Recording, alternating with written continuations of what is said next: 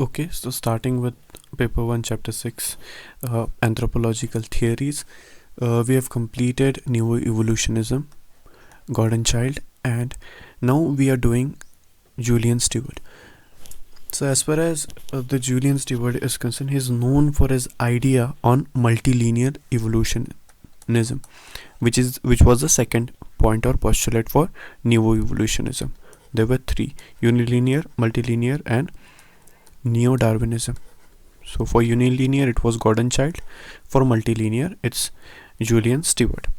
So Julian Steward is known for the idea of multilinear evolution and his contribution to the whole field of cultural ecology.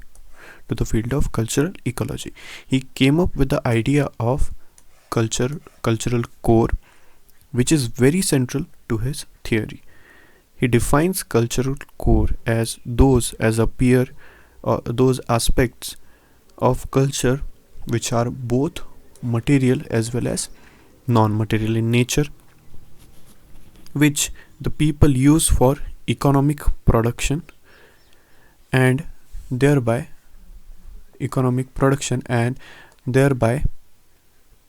giving rise to environmental adaptation. Okay.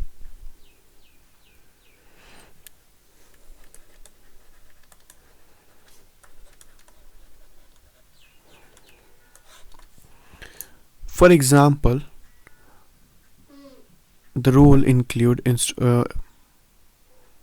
this core, cultural core. For example, cultural core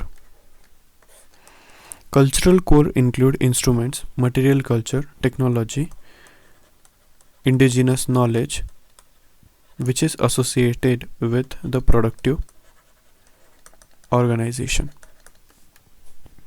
These aspects are core of the culture, like in coastal structure,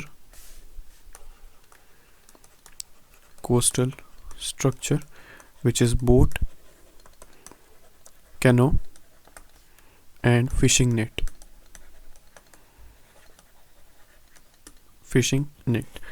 In mountainous culture,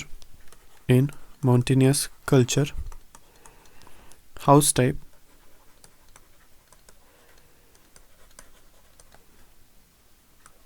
granary,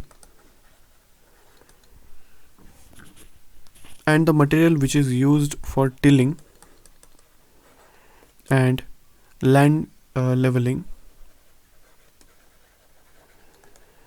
constitutes the core. In the desert culture, the various mechanisms by which culture adapts to the environment refers to the cultural core.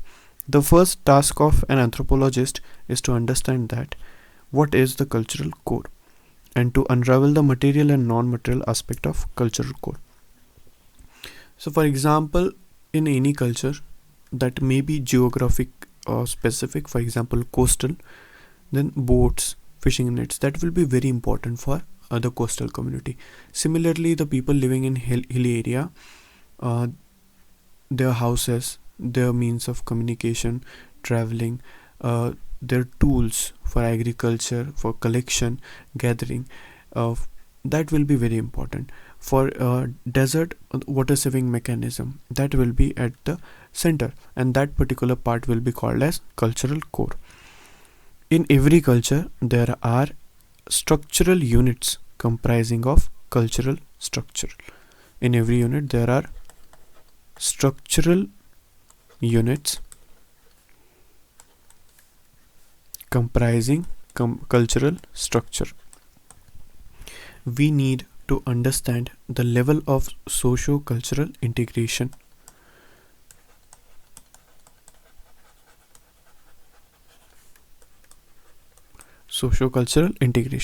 The socio-cultural integration could be at various levels.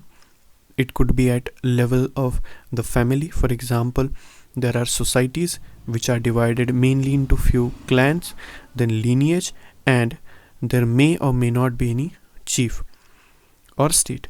So a group of family come together forming a lineage, or second, a group of clan may come together forming a tribe or band. finally a group of tribe may come together to give a rise to state. So basically this is nothing but an evolutionary phase where it starts from individual, lineage, clan, tribe, and finally state. Now family, for example, family, lineage,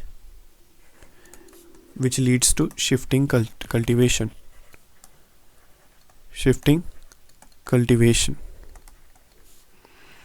when it becomes band, and which leads to clan, they'll do hunting,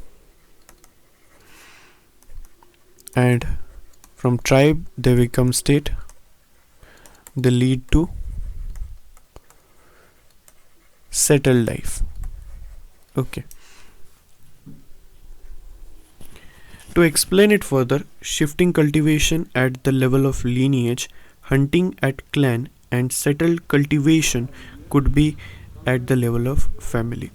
On the basis of these level of socio-cultural integration and culture core, we come across culture types. We found out an important type of culture type. So, for example, riverine cultural area,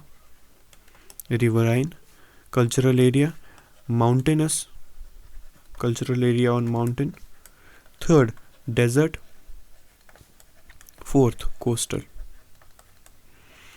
Each one of the cultural type have their own path of evolution. Each one of them have own path of evolution.